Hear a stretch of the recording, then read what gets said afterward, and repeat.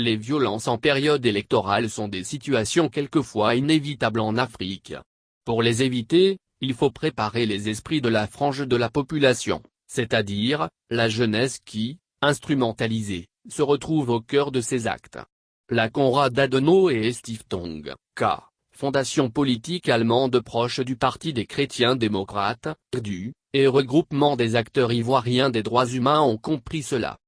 Grâce à un cofinancement de l'Union européenne et de l'ACA, ils ont décidé de former 500 jeunes leaders des associations et organisations politiques dont l'âge est compris entre 18 et 35 ans, sur la prévention des conflits et la participation au dialogue politique en démocratie.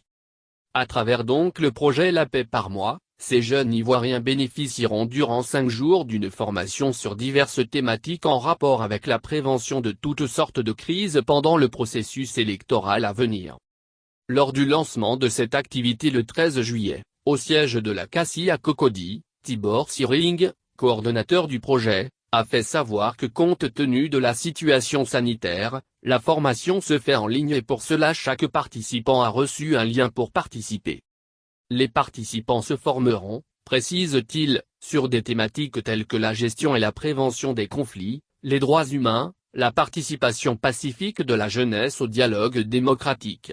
Durant cette formation, le coordonnateur du projet précise que les participants ont la possibilité d'interagir et de partager leurs expériences sur les différentes thématiques afin d'éviter des cas similaires, à 3 mois de la présidentielle. L'objectif est, selon Tibor Sirling, de poser les bases d'une élection apaisée, pacifique, avant, pendant et surtout après le scrutin et les résultats. Le projet court jusqu'à l'année prochaine. C'est-à-dire que nous serons sur le terrain après les élections pour accompagner les communautés et autres acteurs de la vie politique ivoirienne, précise-t-il.